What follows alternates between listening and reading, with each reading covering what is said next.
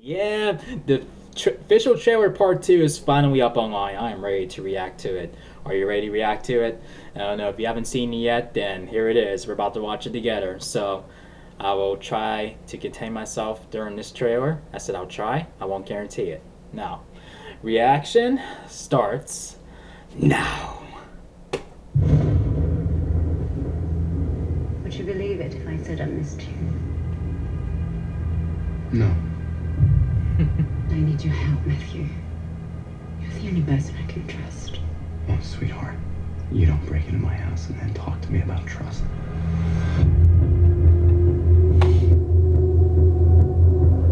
What do you want from me? You fight better than anyone I know. And I have information. The Yakuza never left. That's impossible. I drove them out of New York City. No, you didn't. They just hibernated and watched you take out all of their enemies. Now, New York is ripe for the taking. If we do this, nobody dies. Do you understand?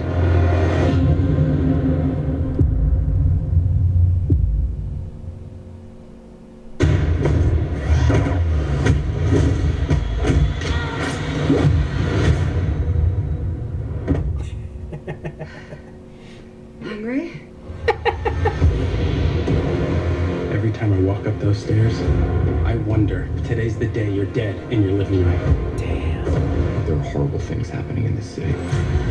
I'm done apologizing to you for who I am.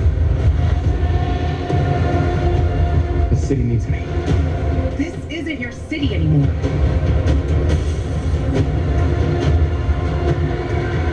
My way isn't working. What if that never ends? The battle has begun, Matthew. There's nothing we can do but fight. They're called the Hand. You cannot stop what we have started. The rising is coming.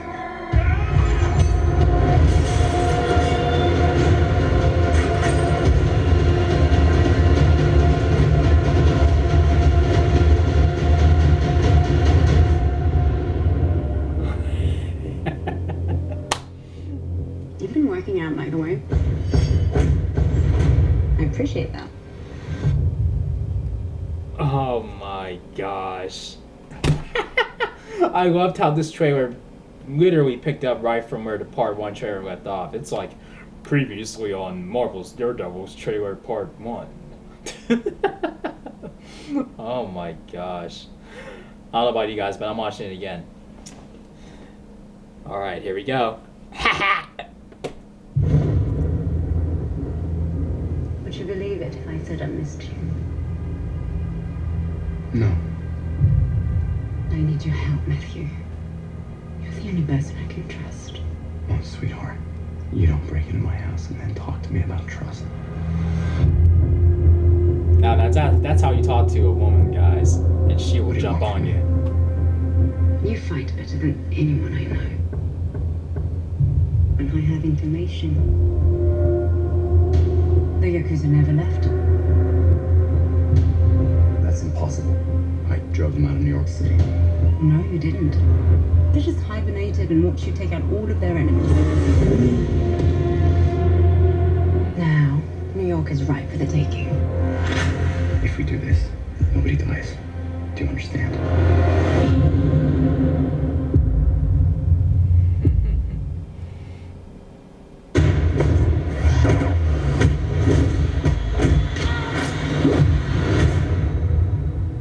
I love it. Hungry? Every time I walk up those stairs, I wonder if today's the day you're dead in your living room. There are horrible things happening in this city.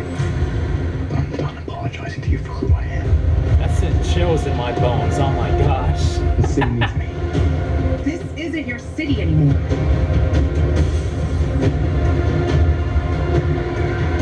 My way isn't working. What if that never ends? The battle has begun, Matthew. There's nothing we can do but fight. They're called the Hand. Yes! You cannot stop what we have started. The rising is coming.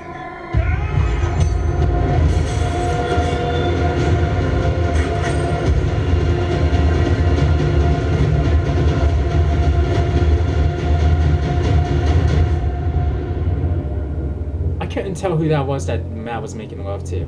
You've been working out, by the way. I appreciate that.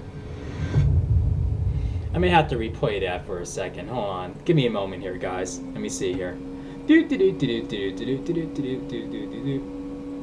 I love how you briefly see the Punisher in this trailer. That's well done. Definitely well done. Let's see. I want to try to find it. Oh, whoa, hold on. Oh, that's Elektra. Okay. We're gonna get some steamy sex scenes with Elektra. Okay. I'm all for it. Now, I have no problem with who they, chose as Elektra. It looks like she's gonna be done justice in the show, and makes me wonder if Stick trained her as well, like he did in the Elektra movie. I don't know. I didn't really read the Elektra comics at all. I mean, I'm not sure. Feel free to tell me in the comment section if you are a comic book reader and you read the Elektra comics. But that's from this trailer. It looks like that may have happened, or maybe they or somebody like a colleague help them out there. You know what I mean? Or no. A colleague trained Elektra. A colleague of Sticks. Or I don't know. I guess we'll find out when season 2 starts streaming. Looks like a lot of shit's gonna go down in this season. Oh my gosh! I mean, you got Daredevil having this brutal debate with Punisher, and you have Elektra who needs his help, and they're teaming up together to bring down the Hand, and oh my gosh. And I hope we at least see Vanessa in this season. We see her briefly just to give us a little wink that Wilson Fisk is, still alive and still a threat. And then he will potentially get out at some point. Yeah. So, oh man.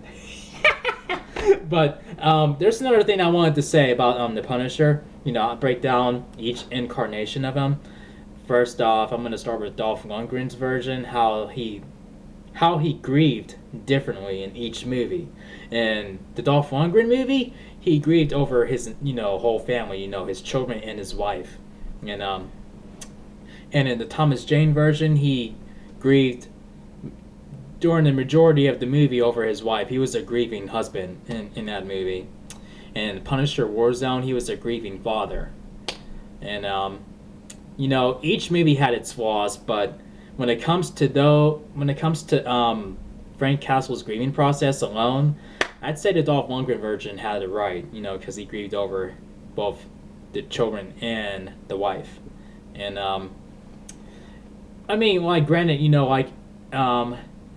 the Thomas Jane version was like it gave you a little chunk of him as Frank Castle, where he's happy, he's a family man, he's enjoying himself, and this happens, and then you just feel that much more.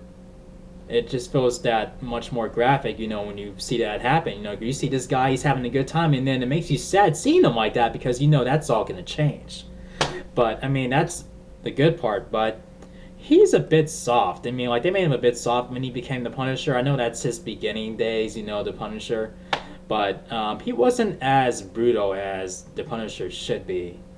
And, I get this is like Punisher Begins, like the 2004 Thomas Jane version. But still, it would have been nice to see him a bit more brutal towards, the end. I don't know. He was, because he took down, Howard Saint's entire, army. He went up there and just took them all out.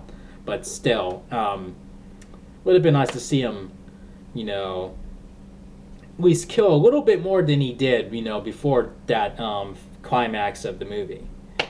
And Punisher Warzone made up for that because it was no fucks given. He killed everybody. I mean, do you see the way he killed? I mean, like for those of you who haven't seen Punisher Warzone, just cut away, or any movie at all, just cut away. Now, he just went in there and during the mob meeting. He was up on top of the table. It's cut off the dude's head and snapped his wife's neck, and I'm like, it's like no fucks given. I loved it. That's what I loved about that movie. That he just was straight up slaughtering. He was like a bloodthirsty motherfucker. And from the looks of this version of him, John Bernthal's version, looks like they're gonna balance that out. Where he's a grieving family man, and he is gonna be a bloody thirsty motherfucker, just how Punisher should be.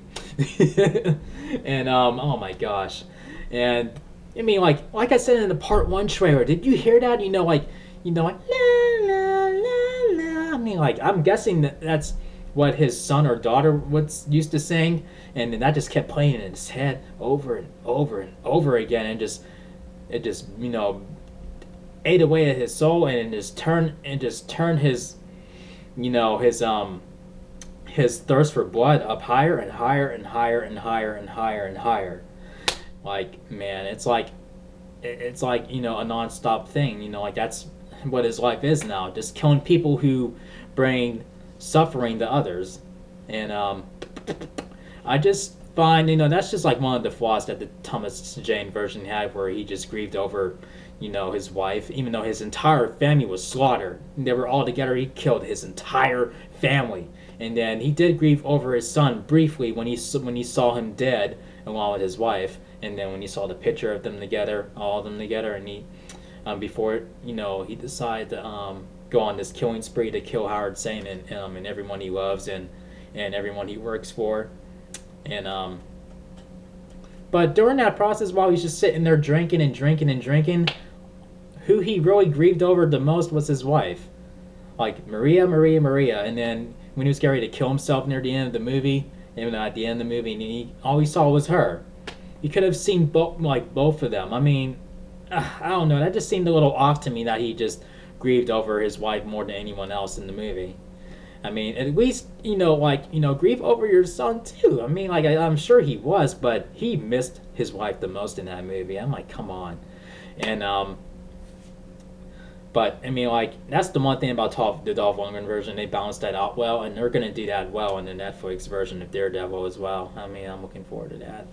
And Elektra, though, I mean, from what I've seen so far, I'm not disappointed. And it looks like her and, this Daredevil have some chemistry there. Looks like they're going to have a bit more fun chemistry than the 2003 movie did. And they're going to be she got killed off. Or at least I don't think they are. I don't think. We'll see. Also, did you feel that tension between Matt and Foggy? Where, Foggy is against him going out as Daredevil and putting himself in the line of fire. And I love how Matt stood up to him and saying, "I'm done apologizing for who I am." I mean, seriously. I mean, last season when he found out that he was Daredevil, he was telling him he was apologizing, trying to explain to him why he chose to be Daredevil and everything, and why he's doing what he's doing. And this season, he's like, "I'm done apologizing for it." That is good. I'm glad Matt grew another, a bigger pair of balls, this season. I mean, not that he didn't, have them last season, but when it came to that, I mean, yeah, I mean, but still, I mean, I understand why he explained it the way he did. And also, man. And I can't really pick between which trailer I liked the most. Was it official trailer part 1 or part 2? They were both executed beautifully. They broke down each character, in both the trailers. Wow, yeah, this is who they are. You see Frank Castle, and then, being drowned and, being consumed by his, his grief. And you see Elektra, where desperate times call for desperate measures, and she needs Daredevil's help to take down the Hand. And and Stick is thrown into the mix. I was really hoped they would bring him back, and I'm glad they did. I am so glad they brought him back. I loved him, and I'm like, damn it, why is he just in one fucking episode last season? Shit! Man, I mean, I hope we see a bit more of him this season. And, cannot wait to see what this Netflix Marvel universe has to bring.